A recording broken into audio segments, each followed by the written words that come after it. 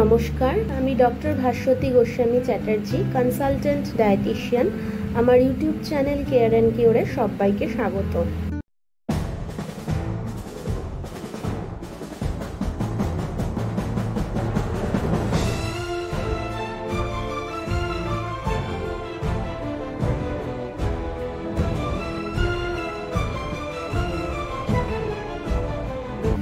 আজকের আলোচনার বিষয় হলো আমাদের শরীরের একটি গুরুত্বপূর্ণ অঙ্গ, যেটিকে আমরা লিভার বলছি।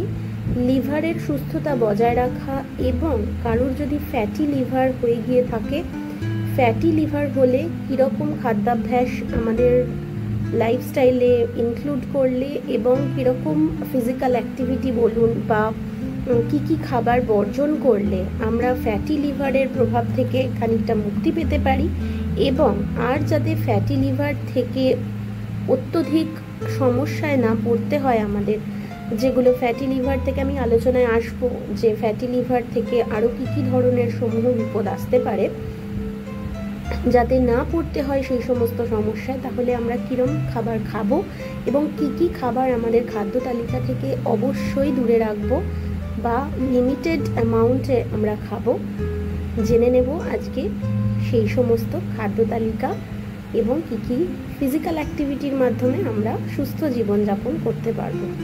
আসুন জেনে নিই সেই সমস্ত খাদ্য তালিকা যেগুলি আমাদের ইনক্লুড করতে হবে এবং যেগুলি আমাদের অবশ্যই বর্জন করতে হবে। দেরি না করে আজকের আলোচনা শুরু করা যাক।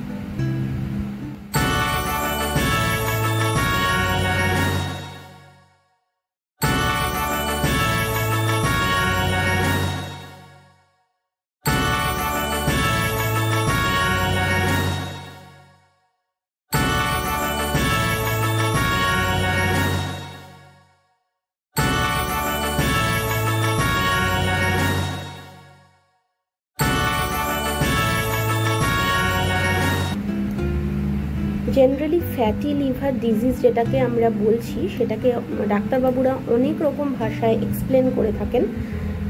ফ্যাটি লিভার জেনারেলি দু ধরনের হয়ে থাকে, non alcoholic fatty liver disease এবং অবশ্যই অ্যালকোহলিক ফ্যাটি লিভার ডিজিজ। নাম শুনেই আপনারা বুঝতে পারছেন যে একটা অত্যধিক মদ্যপানের ক্ষেত্রে যেটা হয় সেটা অবশ্যই অ্যালকোহল রিলেটেড, আর যেটা নন অ্যালকোহলিক NaFLD সেটাকে আমরা একটা স্টিয়াটোসিসও বলতে পারি, ডাক্তারবাবুরা বলে থাকেন। বিভিন্ন ধরনের নাম এখন আমাদের রিসার্চের মাধ্যমে উঠে আসছে, কিন্তু জিনিসটা কিন্তু সেই একই, ফ্যাটি লিভার। খুব সহজ বাংলায় যদি আমি এটাকে এক্সপ্লেন করি তাহলে নাম শুনেই বোঝা যাচ্ছে যে লিভারের উপর ফ্যাটের একটা আস্তরণ পড়া। এবার এই লিভারের ওপর ফ্যাটের আস্তরণ পড়লে আস্তে আস্তে সেটা কতটা মারাত্মক আকার ধারণ করতে পারে। যেহেতু লিভার আমাদের ডাইজেশনের সঙ্গে যুক্ত, আমাদের মেটাবলিজমের সঙ্গে যুক্ত, খাদ্যাভ্যাস যদি আমরা পরিবর্তন না করি বা আমরা যদি রেগুলার জাঙ্ক ফুড বা ইনঅ্যাক্টিভিটির মধ্যে থাকি, ঘরে বসে কাজ করা বা ঠিকমতো হাঁটাচলা না করা, এই ধরনের যদি আমাদের লাইফস্টাইল আমরা এভাবে অতিবাহিত করি, তাহলে কিন্তু ফ্যাটি লিভার ডিজিজ NaFLD, যেটাকে আমি নন অ্যালকোহলিক ফ্যাটি লিভার নিয়ে আজ কথা বলবো, সেইটা কিন্তু ক্রমশ লিভার ফাইব্রোসিসের দিকে যায় এবং শেষ পর্যন্ত সিরোসিস অফ লিভার হয়। এর ফলে যদি এটা একটা মাত্রাতিরিক্ত জায়গায় পৌঁছে যায় ফ্যাটি লিভার, তাহলে কিন্তু লিভার ফেলিয়ার পর্যন্ত হতে পারে এবং সেক্ষেত্রে লিভার ট্রান্সপ্লান্ট পর্যন্ত আপনাদের করতে হতে পারে। লিভার ট্রান্সপ্লান্ট শব্দটা যতটা ছোট, কিন্তু যদি আমরা বিশ্লেষণে যাই বা একটু মনোযোগ দিয়ে আমরা তলিয়ে দেখি, তাহলে কিন্তু এটি একটি ডেঞ্জারাস একটা ইস্যু কিন্তু তৈরি হয়ে যেতে পারে। তাই এখন থেকেই আমরা সাবধান হব। যাদের সবে ফ্যাটি লিভার ধরা পড়েছে বা যারা অনুভব করছেন যে আপার রাইট কোয়াড্রেন্টে পেটের ব্যথা করছে, অবশ্যই ডাক্তারবাবুর সাথে যোগাযোগ করবেন এবং অবশ্যই USG করে বা রক্তে ব্লাড প্যারামিটারস দেখে অবশ্যই কিন্তু এক্ষুনি চিকিৎসা শুরু করা দরকার। এবার আমি চলে আসবো যে কি রোগ দ্বারা এই ফ্যাটি লিভারটা আরও বেশি করে ম্যানিফেস্টেড হয় বা আরও বেশি করে এস্টাবলিশড হয়।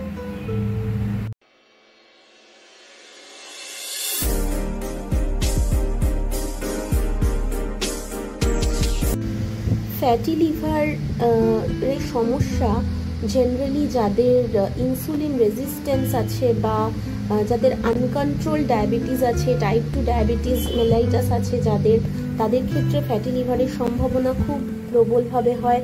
যাদের হাই ট্রাইগ্লিসারাইড লেভেলে যারা বিলং করছেন, গুড কোলেস্ট্রল যাদের কমে গেছে, that is HDL high density lipoprotein, এবং LDL that is bad cholesterol যাদের এলডিএল এর মাত্রা অতিরিক্ত হয়ে গেছে, তাদের ক্ষেত্রে কিন্তু এই রেশিওটা এইচডিএল এলডিএল যে রেশিওটা এটা কিন্তু ঠিক থাকে না, তার ফলে তারা ফ্যাটি লিভারের অবশ্যই প্রোন। এরপরে যাদের থাইরয়েডের সমস্যা আছে, হাইপোথাইরয়েডিজম আছে, তাদের ক্ষেত্রে ফ্যাটি লিভার ডিজিজের একটা সম্ভাবনা থাকে। এবং সর্বোপরি যাদের ওজন বেড়ে গেছে, ধরুন 20%, 30%, যাদের আইডিয়াল বডি ওয়েটের থেকে বেড়ে গেছে, দ্যাট ইজ গ্রেড 2 গ্রেড 3 ওবেসিটিতে যারা ভুগছেন, তাদের ক্ষেত্রে কিন্তু ফ্যাটি লিভারের সম্ভাবনা খুব প্রবল। এবং যাদের খাওয়া দাওয়ার যে অভ্যাস বা খাওয়া দাওয়ার টাইমিং একদম ঠিক নেই, যে কোনো কারণেই হোক, যারা ব্যালেন্স ডায়েটের মধ্যে দিয়ে যেতে পারেন না, over the time junk food খাওয়ার ফলে, over the time ready to eat খাবার খাওয়ার ফলে, বাইরের যে সমস্ত বাজারজাত মানে আমাদের যে স্ন্যাক্স আইটেমগুলো আছে বা বাইরের ক্যান্ড প্রোডাক্ট এবং রেডি টু ইট যে আমি আগেই উল্লেখ করলাম, এই সমস্ত খাবার খাওয়ার ফলে যাদের একটা পার্মানেন্ট ড্যামেজ, আমি ড্যামেজই বলবো, ওবেসিটি যারা ওবেসিটির মধ্যে চলে এসছেন, তারা কিন্তু এই ফ্যাটি লিভারের ভীষণভাবে প্রোন তারা। তো এবং জেনেটিক একটা ট্রেট থাকে অনেক সময়, যে ওবেস হয়ে যাওয়ার একটা জেনেটিক ট্রেট থাকে, বা ডায়াবেটিসও বলুন একটা জেনেটিক ট্রেট থেকেই থাকে।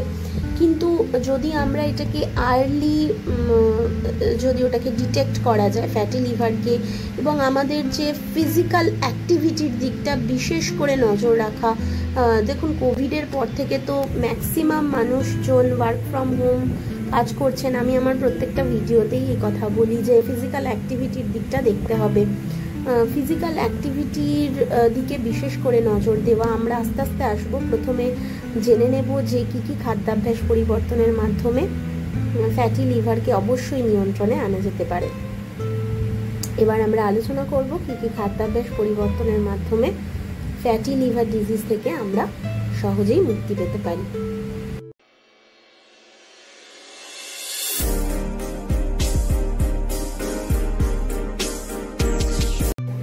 এনএফএলডির ডায়েট প্ল্যান কীরকম হওয়া উচিত সেই প্রসঙ্গে আমি প্রথমেই বলবো যে আপনাদের একটা নির্দিষ্ট ডায়েট প্ল্যান মেনে চলতে হবে। আপনারা যদি ডায়েটিশিয়ান বা ডাক্তারবাবুর কাছে যান বা নিউট্রিশনিস্ট, অভিজ্ঞ নিউট্রিশনিস্টের কাছে যান, তাহলে তারা প্রথমেই বলবেন যে মেডিটেরেনিয়ান ডায়েট প্ল্যানকে অ্যাডাপ্ট করতে। এবার মেডিটেরিয়ান ডায়েট প্ল্যান সম্পর্কে আমি একটু বলে নেব যে মেডিটেরিয়ান ডায়েট প্ল্যানটা আসলে কি। এতে রিসার্চের ক্ষেত্রে দেখা গেছে যে কিটোজেনিক ডায়েট প্ল্যান বলুন বা ইন্টারমিটেন্ট ফাস্টিং বলুন, এইগুলোর ক্ষেত্রে যতটা না রেজাল্ট পাওয়া গেছে ওভার দ্য টাইম, এগুলো যদি ডায়েট যদি ইনডিউস করা হয় তাহলে যতটা উপকার না পাওয়া গেছে, মেডিটেরিয়ান ডায়েট যদি একজন পেশেন্টকে যিনি ফ্যাটি লিভারে ভুগছেন তাকে দেওয়া হয়, তাহলে কিন্তু একটা নির্দিষ্ট সময় পরে তার সমস্যা বলুন বা তার প্রকোপ থেকে কিন্তু তিনি অবশ্যই বেরিয়ে আসতে পারেন। মেডিটেরেনিয়ান ডায়েট প্ল্যানের মধ্যে যেটা বলা হয় সেটা হচ্ছে কমপ্লেক্স কার্বোহাইড্রেট খেতে বলা হয়, হোল গ্রেনস সিরিয়ালস যেগুলো, ভেজিটেবল প্রোটিন খেতে বলা হয়, ডাল, তারপরে সয়াবিন, রাজমা, এই জাতীয় জিনিস, অ্যাম্পেল অ্যামাউন্টসে ফ্রুটস অ্যান্ড ভেজিটেবলস খেতে বলা হয়, এবং তার সাথে নাটস অ্যান্ড সিডস যেগুলো ওমেগা 3 ফ্যাটি অ্যাসিড সমৃদ্ধ খাবার, যেগুলোতে গুড ফ্যাট আছে, সেই রকম নাটস অ্যান্ড সিডস খেতে বলা হয়। এবং কি কি বাদ দেবেন বা লিমিট করবেন সেগুলো যদি আমি বলি, তাহলে স্যাচুরেটেড ফ্যাটগুলোকে কাট ডাউন করে দিতে বলা হয়, এবং ডেয়ারি প্রোডাক্টস যেমন ধরুন দুধ থেকে তৈরি যে সমস্ত জিনিসগুলো, যেমন ছানা, পনির একটু লিমিট করে খেতে বলা হয়, যেমন চিজ এগুলো বর্জন করতে বলা হয়, যেগুলোতে ফ্যাটের পরিমাণ অত্যন্ত বেশি। ডিম এগুলোকে একটু লিমিট করে খেতে বলা হয়। কিন্তু যেটা আমি বলতে চাই সেটা হচ্ছে যে আমাদের 20 থেকে 30% যে ফ্যাটের যে রিকোয়ারমেন্ট এবং আমাদের যে ব্যালেন্স ডায়েট, এই কথাটা ভীষণ এখন প্রযোজ্য হয়ে গেছে যে ব্যালেন্স ডায়েট। আমি ভিডিওর শুরুতেই বলেছি যে প্রত্যেকটা ফুড গ্রুপ থেকে ব্যালেন্স ডায়েট করে আমাদেরকে খেতে হবে। এবার একজন ওবেস পেশেন্ট যদি আমাদের কাছে আসেন, তাহলে তার আইডিয়াল বডি ওয়েট যেটা, ধরুন তার 60 কেজি তার বডি ওয়েট হওয়া উচিত, এবার সে 20% বডি ওয়েট গেইন করে ফেলেছে, তাহলে প্রথমে আমাদের কি করতে হয় যে আমরা জেনারেলি 5 থেকে 10% কাট ডাউন করে তাকে ডায়েট প্ল্যান ক্যালোরি প্রেসক্রাইব করি। ধরুন তার requirement 30 to 35 kilo calorie per KG body weight যদি হয়, তাহলে আমরা সেখান থেকে 1800 কিলো ক্যালোরি হলে 500 কিলো ক্যালোরি কাট ডাউন করে তাদেরকে একটা ডায়েট প্ল্যান বানিয়ে দিই, এবং সেটা একটা কাস্টমাইজ ডায়েট প্ল্যান হয়। আমি প্রতিটা আমার ভিডিওতে আমি বলি যে কাস্টমাইজ ডায়েট প্ল্যান, এই কাস্টমাইজ শব্দের উপর আমি বিশেষ করে জোর দিই, কারণ প্রত্যেকের ডায়েট প্ল্যান কিন্তু ইন্ডিভিজুয়াল, আলাদা আলাদা। আমি রোগ বিশেষে কেন, এজ, সেক্স, রেস, তার ফিজিওলজিক্যাল কন্ডিশন, তার মেন্টাল স্টেট, সে কীরকম, তার লাইফস্টাইল কীরকম, সেডেন্টারি, মডারেট না হেভি, তার ফুড প্রেফারেন্সেস কি, এই সমস্ত সব কিছু দেখে কিন্তু একটা ইন্ডিভিজুয়াল কাস্টমাইজড ডায়েট প্ল্যান হয়। তো সেই জন্য অবশ্যই একজন অভিজ্ঞ ডায়েটিশিয়ানের কাছ থেকে আপনাদের ডায়েট প্রেসক্রিপশন বানিয়ে নিতে হবে। এবং সবচেয়ে বড় কথা, ফ্যাটের ক্ষেত্রে যেটা ভীষণ কন্ট্রোভার্সিয়াল একটা আলোচনা এসে যায় যে তাহলে কি ওবেজ হয়ে গেছি মানে ফ্যাট সম্পূর্ণ কাট ডাউন করে দেবো? একদমই না। আপনি যদি ফ্যাট সম্পূর্ণ কাট ডাউন করে দেন, তাহলে তো আপনার যে ভাইটামিন, অয়েল সলেবল যে ভাইটামিনগুলো, কোনোটাই আপনার শরীরে অ্যাবজর্ব করতে পারবে না। সেক্ষেত্রে আবার একটা মেটাবলিজমের গন্ডগোল শুরু হবে, হজমের গন্ডগোল শুরু হবে, আপনার স্কিনে এফেক্ট করবে, চুলে এফেক্ট করবে, সব কিছুতে। আপনারা যদি চান যে আমি ফ্যাট নিয়ে একটা ডিটেইলড ভিডিও করি, অবশ্যই আমার কমেন্টস বক্সে এসে জানাবেন যে আপনারা কি কি জানতে চান ফ্যাট সম্পর্কে, আপনারা কতটা ইন্টারেস্টেড। অবশ্যই আমি আপনাদের সাথে শেয়ার করার চেষ্টা করব যে কী কী খাওয়া উচিত। এইবার যদি আমাদের ফ্যাট কাট ডাউন করতে হয়, তাহলে কিন্তু আমাদের প্রতিটা জায়গা থেকে কার্বোহাইড্রেট, প্রোটিন, ফ্যাট প্রতিটা জায়গা থেকে অল্প অল্প করে কাট ডাউন করতে হবে। কারণ আমাদের যে ফ্যাটের যে রিকোয়ারমেন্টটা 20 to 30%, সেটা কিন্তু শুধু কচামচ তেল খেলেন, কচামচ বাটার খেলেন, বাটার তো খাওয়া যাবে না, সেই প্রসঙ্গে আমি আসবো, সেটা থেকে কিন্তু হিসাব হয় না। কারণ আপনি যদি লিমিটও খান, বা আপনি যদি যেগুলোই খাচ্ছেন সেখানে, বা কেউ যদি ডাবল টোন দুধও খায়, সেখানেও কিন্তু কিছু পরিমাণে ফ্যাট থেকেই যাচ্ছে। আপনারা নাটস অ্যান্ড সিডস নিচ্ছেন, সেখানে ফ্যাট আছে। তাহলে সেইখান থেকে হিসাব করে আমাদের প্রত্যেকটা জায়গা থেকে ক্যালোরি কাট ডাউন করে একটা কাস্টমাইজ ডায়েট প্ল্যান আমরা বানিয়ে দিই। এইবার আমি চলে আসি যে কার্বোহাইড্রেট, হোল গ্রেন সিরিয়ালসের মধ্যে আমরা কি কি নিতে পারি। আমরা কমপ্লেক্স কার্বোহাইড্রেট অবশ্যই বাঁচবো, rather than taking the refined flower or simple carbohydrate. সেক্ষেত্রে এখন তো ওটস ভীষণ প্রচলিত একটা জিনিস, আপনারা সবাই জানেন যে ওটস খাওয়া যেতে পারে, দইয়ের সাথে খাওয়া যেতে পারে, ওটসের খিচুড়ি হতে পারে, পোহা হতে পারে, সেক্ষেত্রে আপনার সুজি হতে পারে। তবে সুজির পরিমাণটা কমিয়ে যদি সেখানে প্রচুর পরিমাণে সিজনাল শাকসবজি ঢোকানো যায়, সেক্ষেত্রে আমি বলবো যে জিনিসটা অনেক বেশি একটা হোলসাম মিল বা হোলসাম ব্রেকফাস্ট হলো। সেক্ষেত্রে আর আপনারা ওটসের চিলা বানিয়ে নিতে পারেন, তার সাথে মুড়ি আপনারা খেতেই পারেন। কিন্তু ব্রেকফাস্টে আমাদের বাঙালিদের একটা খুব চটজলদি একটা উপায় আছে যে মুড়ি আর আলুর তরকারি খেয়ে নিলাম। দেখুন, মুড়ি আলুর তরকারি খেয়ে নিলে আমাদের কিন্তু উদ্দেশ্যটা পেট ভরানো নয়, ভালো খাবার খাওয়া। পেট ভরিয়ে দিয়ে কিন্তু আমাদের ব্যালেন্স ডায়েট সেক্ষেত্রে হলো না।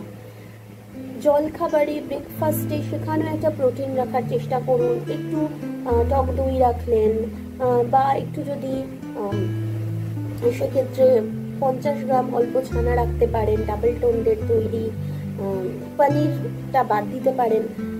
তারপরে তার সাথে যদি আপনার মনে হয় যে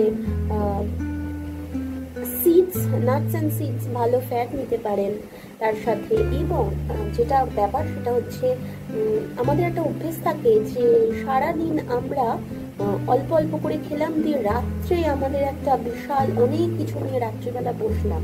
সেক্ষেত্রে প্রোটিনের বা ফ্যাটের বা কার্বোহাইড্রেটের যে একটা রেশিও থাকে সেটা কিন্তু তাহলে মেনটেন হলো না।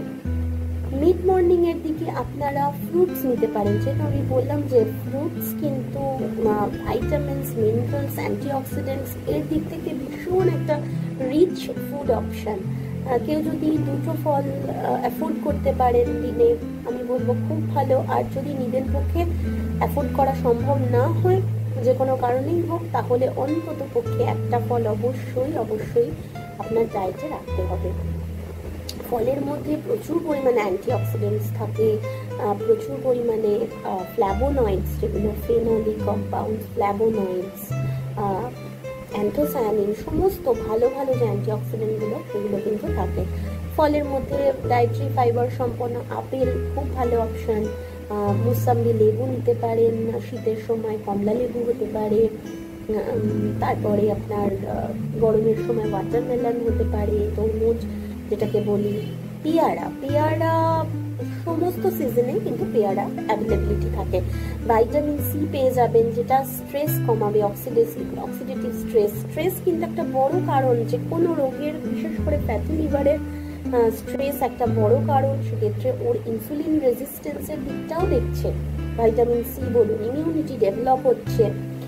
তো এই গেল ফলের অপশানগুলো। পাকা পেঁপেও হতে পারে তার সাথে। আর যদি ভেজিটেবলসের দিকটা আমরা দেখি, তাহলে লাউ নিলেন, ঝিঙে নিলেন, চাল কুমড়ো নিলেন। যেহেতু হাইপার টেনশনের সাথে ফ্যাটি লিভারের একটা যোগসাজশ আছে, সেই জন্য লাউ যদি আপনারা নেন, আপনাদের যে মেডিকেশনস তো চলছেই যাদের সিভিয়ার হাইপার টেনশন আছে, তার সাথে লাউটা কিন্তু একটা ন্যাচারাল ডিটক্সিফায়ারও বটে।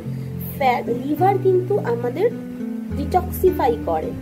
আপনারা যতই ডিটক্সিফায়ার ড্রিঙ্ক খান, লিভার কিন্তু আমরা যা খাচ্ছি সেটাকে ও ম্যানেজ করে ডিটক্সিফাই করে। সেজন্য যদি ন্যাচারাল সোর্স থেকে আমরা শাকসবজি, এই সমস্ত ফলমূল খাই, তাহলে কিন্তু ডিটক্সিফিকেশনটা বডির আরো বেশি করে হয়।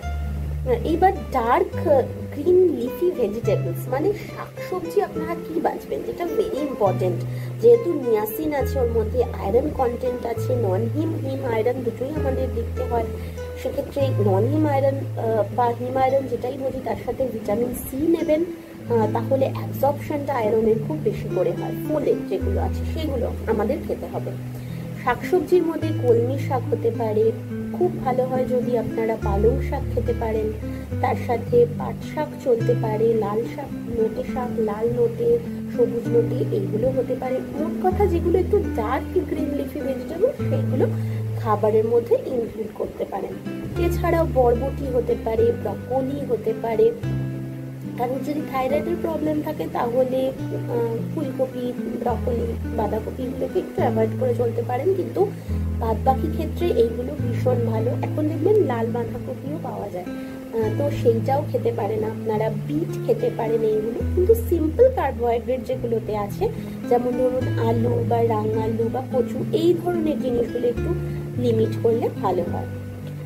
এবার চলে আসবো যে ডাল কি কি বাঁচতে পারেন। ডালের মধ্যে আপনারা মিক্স যে ডাল সেটা করে নিতে পারেন, মুগের ডাল, মুসুর ডাল বা কলাইয়ের ডাল, এরকম ধরনের। বা রাত্রের দিকে রাজমা, সয়াবিন এগুলো নিতে পারেন।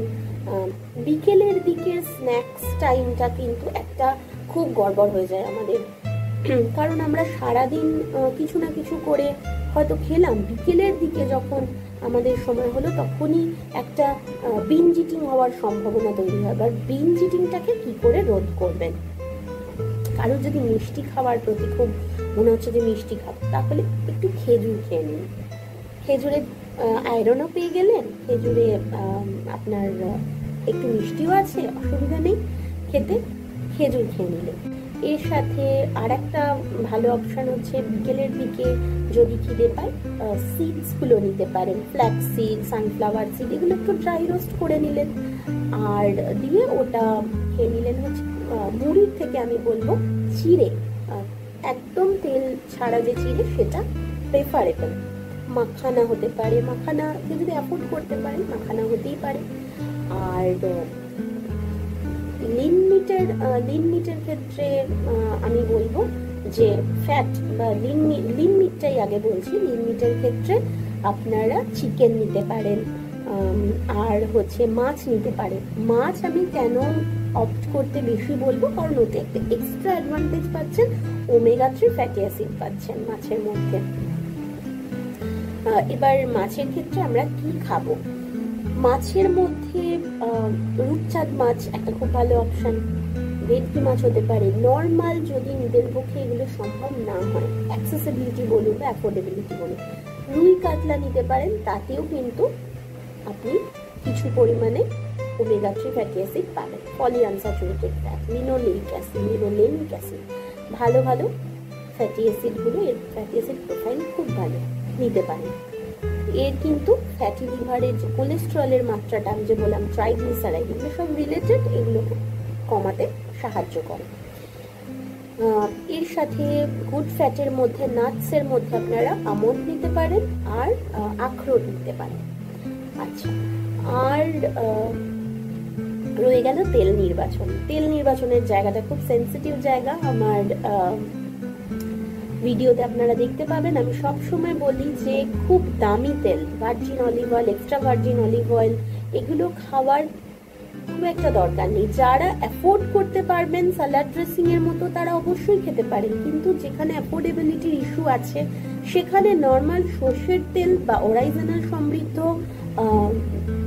যে সাদা তেল, যেমন ধরুন rice bran oil, soybean oil, sunflower oil, sunflower oil, এগুলো 1:1 করে খেলেই হয়ে যায়। তবে মনে রাখতে হবে থাম্ব রুল যে ওয়ান টাইম ইউজ, ওটাকে বারবার পুরো ইউজ করা যাবে না, তাহলেই কিন্তু ফ্রি র্যাডিক্যালস এর সমস্যা তৈরি হবে।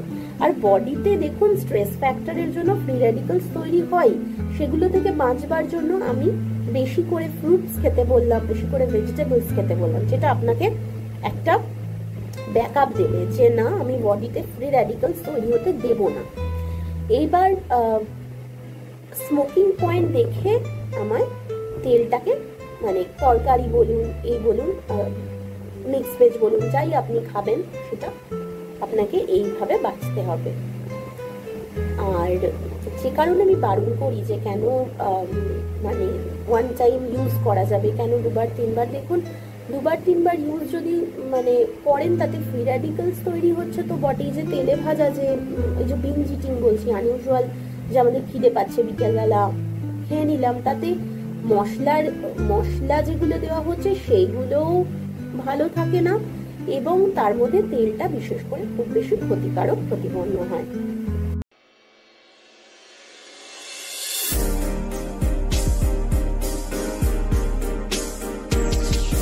একটু টিপস দিয়ে দেবো আমি, যে সেদ্ধ খাবার খাওয়া বা ভর্তা খাওয়া, ভর্তা কিন্তু আপনি অল্প তেলে কিছু সিজনিং অ্যাড করে আপনি অবশ্যই ভর্তাতেও খেতে পারেন, সেক্ষেত্রে একটু ডিফারেন্ট টেস্টেরও একটা ব্যাপার চলে এলো এবং খেতেও ভালো লাগে। যেমন ধরুন কুমড়ো ভাতে, শিম ভাতে সবকিছু একসাথে মেখে সর্ষের তেল অ্যাড করে তার মধ্যে একটু, এখন শীতকালে তো ধনে পাতা পাওয়া যাচ্ছে, অরিগ্যানো দিতে পারেন, তার সাথে একটু পেপার পাউডার দিতে পারেন, কাঁচা পেঁয়াজ হতে পারে, টমেটো হতে পারে, এইভাবে মেখে খেলে কিন্তু মোটেও খারাপ লাগে না। মানে অল্প তেল অ্যাড করে বা বিভিন্ন ধরনের সিজনিং অ্যাড করে কিন্তু এটা আমাদের শরীরের পক্ষেও ভালো। এটা একটা কিন্তু টিপস দিলাম আপনাদের। আর যেটা করতে হবে সেটা হচ্ছে ব্যালেন্স ডায়েট তো নিতে হবে, কিন্তু সবচেয়ে আগে খাবারের সময় ঠিক করুন। খাবারের টাইমিং যদি গোলমাল হয়ে যায়, ধরুন খাবারের যে গ্যাপ, এরকম দেখা যায় যে 10টা 10:30টার সময় ব্রেকফাস্ট করছেন একজন, তাহলে মেটাবলিজমটার কি হলো? 10টা 10:30টার সময় যদি কেউ ব্রেকফাস্ট করেন তাহলে সে রাত্রিবেলা খেয়েছেন 11টার সময়, তারপরে তার 12 ঘন্টা গ্যাপ, তাহলে কিন্তু সেই ক্ষেত্রে অনেক রকম অসুবিধা হয়ে যায়। একটা মেটাবলিজমের একটা ইস্যু চলে আসে, আবার সেই মোটা হওয়ার সম্ভাবনা থাকে, ওবেসিটি। আমার যদি ওবেসিটি রিলেটেড ভিডিওর ডিটেলসে দেওয়া আছে, ডেসক্রিপশন বক্সে আপনি পেয়ে যাবেন লিঙ্ক, সেখান থেকে আপনারা দেখে নিতে পারেন। ডায়াবেটিস আমি বললাম, ডায়াবেটিসের সাথে কিন্তু ফ্যাটি লিভারের একটা খুব গুরুত্বপূর্ণ ডাইরেক্ট লিঙ্ক আছে। ডায়াবেটিসের সিরিজ আছে, কিভাবে কি খাবেন না খাবেন, কি বর্জন করবেন, সমস্ত কিছু ডেসক্রিপশন বক্সে দেওয়া থাকে, লিঙ্ক আপনারা পেয়ে যাবেন, এবং ট্রাইগ্লিসারাইড সম্বন্ধীয় ভিডিও আপনারা পেয়ে যাবেন। এবার চলে আসি কি কি খাবার বর্জন করবেন।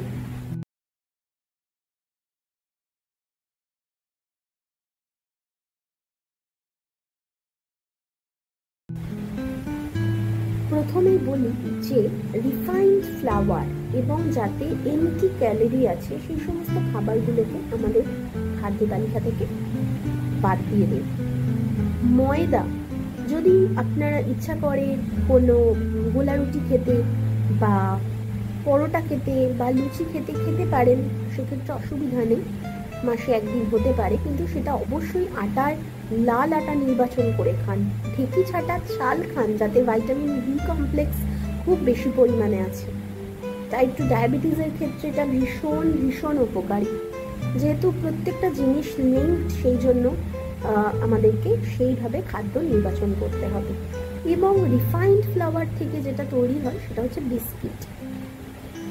আমার কাছে অনেক পেশেন্ট আসেন, বলেন যে আমি তো কিছু খাই না ম্যাডাম, আমি 4-5টা বিস্কিট দিয়ে জল খেয়ে নিলাম, বিকেলবেলা আবার চা খাচ্ছেন, চায়ের সাথে আবার 4-5টা বিস্কিট, এবং দেখা যায় যে বাচ্চাদের টিফিনেও খুব ক্রিম বিস্কিট দেওয়ার একটা চল আছে। আচ্ছা বলুন তো, বিস্কিটে কি পাচ্ছেন আপনারা? বিস্কিটটা তৈরি হয় কি দিয়ে? বিস্কিট তো তৈরি হয় রিফাইন্ড ফ্লাওয়ার দিয়ে, আর কিছু হাইড্রোজেনেটেড ফ্যাট থাকে।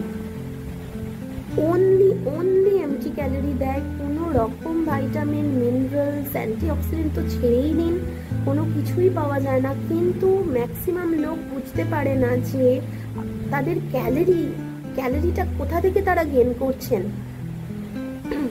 ভিজিবল ফ্যাট তো নিচ্ছেন না, নন ভিজিবল ফ্যাট, কিন্তু অনলি কিন্তু ফ্যাট থেকেই যে ক্যালোরি থাকে তা নয়, এটা বুঝতে হবে যে খাবারে কার্বোহাইড্রেটের পরিমাণ আমরা নন ভিজিবলি কার্বোহাইড্রেট আমরা খাচ্ছি। ঘুরছেন ফিরছেন, চানাচুর মুড়ি খাওয়ার বিকেলবেলা একটা খুব প্রবণতা থাকে।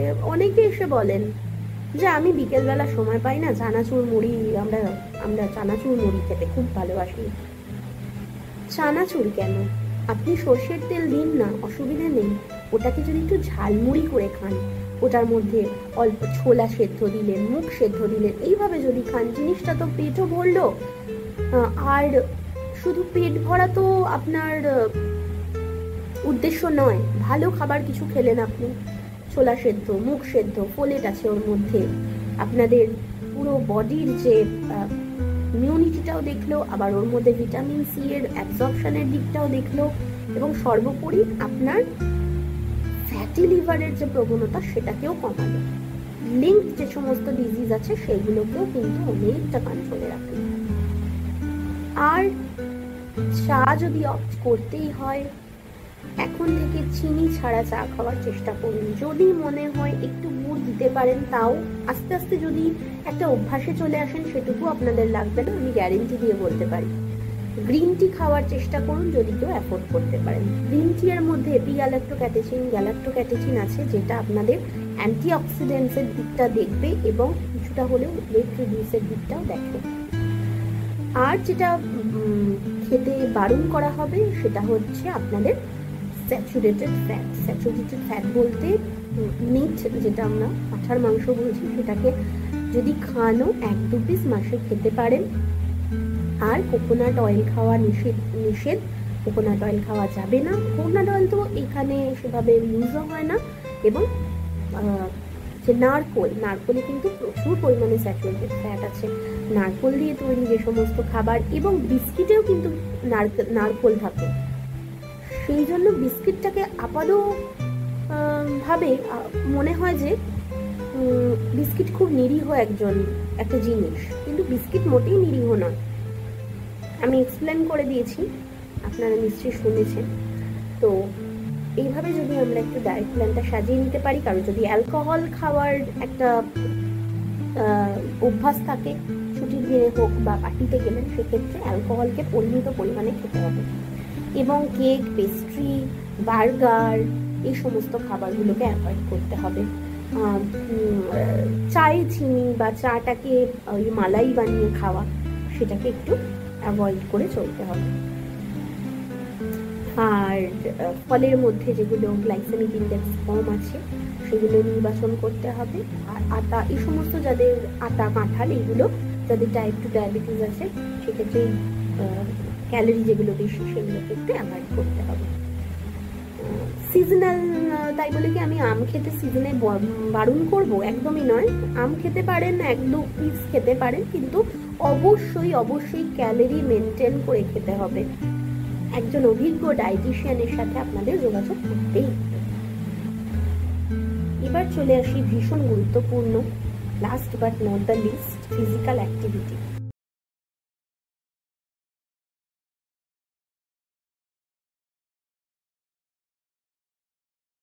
ফিজিক্যাল অ্যাক্টিভিটির দিকটা আমরা কিভাবে মেনটেন করব? ফিজিক্যাল অ্যাক্টিভিটির দিকটা রিসার্চে বলা আছে বা পরীক্ষিতভাবে দেখা গেছে, যদি সপ্তাহে 150 মিনিট এক্সারসাইজ করা যায় তাহলে কিন্তু আমাদের ওয়েট রিডাকশন সেই ক্ষেত্রে কম হয়। কেউ যদি 7-8 কেজি ওজনও যদি কেউ কমাতে পারেন আস্তে আস্তে, সেক্ষেত্রেও আমি বলবো যে ফ্যাটি লিভার হওয়ার সম্ভাবনা কম। কিভাবে ওজন কমাবেন? শুধুমাত্র ডায়েটের দ্বারা ওজন কমাবেন এইটা হলে কিন্তু হয় না। তার সাথে কিছু ফিজিক্যাল অ্যাক্টিভিটি, ব্রিস্ক ওয়াকিং, যেগুলো ধরুন অ্যাবডোমিনাল এক্সারসাইজ, যোগা ট্রেনারের সাথে যোগাযোগ করবেন, পার্সোনাল ট্রেনার থাকে, বা কারুর যদি সুইমিং এর একটা সুবিধা থাকে, অবশ্যই সুইমিং একটা খুব ভালো এরোবিক এক্সারসাইজ। এর সাথে যদি কারুর কোনো কিছু আপনা করতে পারেন, সাইক্লিংও করা যাচ্ছে না বা যেগুলো বললাম সেগুলো হচ্ছে না, তাহলে অনলি ব্রিস্ক ওয়াকিং করুন। দিনে 20 থেকে 30 মিনিট ব্রিস্ক ওয়াকিং করুন, যেটাতে ঘাম ঝরবে। অনেকে ধারণা থাকে যে আমি তো বাড়িতে সারাদিন হাঁটি, বাড়িতে সারাদিন কাজ করি। বাড়িতে সারাদিন হাঁটা আর রাস্তায় বেরিয়ে ঘাম ঝরিয়ে হাঁটা, এই দুটোর মধ্যে কিন্তু কোনোদিন কোনো মিল হতেই পারে না। বিকেলের দিকে হাঁটার চেষ্টা করুন। তাই বলে ভোরবেলা ঘুম থেকে উঠে খালি পেটে বেরিয়ে গেলেন, বিশেষ করে যাদের ডায়াবেটিস আছে তাদের কিন্তু মারাত্মক অবস্থা হবে, হাইপোগ্লাইসেমিক স্টেট হয়ে যাবে, বুঝতে পারবেন না, মাথা ঘুরে পড়ে যাওয়ার সম্ভাবনা থাকে। অলরেডি মেটাবলিজম লো থাকে সকালের দিকে। তাই বিকেলের দিকে হাঁটার চেষ্টা করলে, অফিস থেকে যখন আসছেন কোনো যানবাহন না ইউজ করে একটু 20-30 মিনিট হেঁটে বাড়ি ফিরুন। বাজারটা ওই সময় করুন। এগুলো হচ্ছে স্মল ডায়েটারি হ্যাকস, আমি আগেই বলেছি। এগুলো হচ্ছে টিপস, যেগুলো আপনারা মেনে চললে আশা করছি আপনারা উপকৃত হবেন। আর যেটা বলার সেটা হচ্ছে, খাবার সময় মোবাইল দেখে খাওয়া, ঘুমোতে যাওয়ার সময় মোবাইল দেখে ঘুমানো, বা যখন খাচ্ছেন তখন কোনো কলে আছেন, এইগুলো যতটা সম্ভব যদি অ্যাভয়েড করে চলা যায়। যখন খাচ্ছি আমরা সেটাকে স্যাটাইটি দেবে, সেটা বেশি করে চিবিয়ে খান। খাবারের টেক্সচার, ফুডের যে রং, খাবারের গন্ধ, খাবারের যে অ্যাপিয়ারেন্স, সেগুলোকে ফিল করে খাওয়ার মধ্যে কিন্তু যতটা স্যাটাইটি আছে, যতটা মনের দিক থেকে যতটা সেটা কমফোর্ট দেবে আপনাকে, সেটা কিন্তু অবশ্যই আপনার শরীরের ক্ষেত্রেও প্রভাব ফেলবে। আর কেউ যদি ফিজিক্যাল অ্যাক্টিভিটির মধ্যে সূর্য প্রণাম করতে পারেন, বা সকালবেলা যোগার দিকটা যদি দেখতে পারেন, এইভাবে যদি দেখতে পারেন, বা আমি বলবো যোগা ট্রেনারের সাথেই আপনারা যোগাযোগ করুন। এবং অবশ্যই আপনাদের ফ্যাটি লিভার যদি খুব একটা সিভিয়ার দিকে গিয়ে থাকে বা সবে ধরা পড়েছে, ডাক্তারবাবুর সাথে যোগাযোগ করুন মেডিসিনের জন্য। আর ডায়েটের দিকটা তো আমি বলেই দিলাম। আশা করি আজকের আলোচনায় আপনারা সমৃদ্ধ হয়েছেন, উপকৃত হয়েছেন। আজকের আলোচনা এই পর্যন্তই। যদি অন্য যে কোনো বিষয় আপনাদের ডায়েট প্রেসক্রিপশন পেতে হয়, বা কোন বিষয়ে আপনারা ভিডিও দেখতে চান, কোনো লাইফস্টাইল ডিসঅর্ডারের ক্ষেত্রে কী কী খাবেন, কী কী খাদ্য বর্জন করবেন, যে কোনো বিষয়ে আমার কাছ থেকে কনসালটেশন নিতে হয় এবং পার্সোনাল কনসালটেশন যদি আপনাদের লাগে অবশ্যই কমেন্টস বক্সে এসে জানাবেন। আমার চ্যানেলটিকে সাবস্ক্রাইব করে দেবেন নতুন নতুন ভিডিও পাওয়ার জন্য। আপনাদের এক একটি কমেন্ট আমার কাছে অতি অতি মূল্যবান। আপনাদের এক একটি সাবস্ক্রিপশান আমার কাছে অনেক অনেক বড় অনুপ্রেরণা। আজকের আলোচনা এখানেই শেষ করছি। ভালো থাকবেন, সুস্থ থাকবেন। নমস্কার।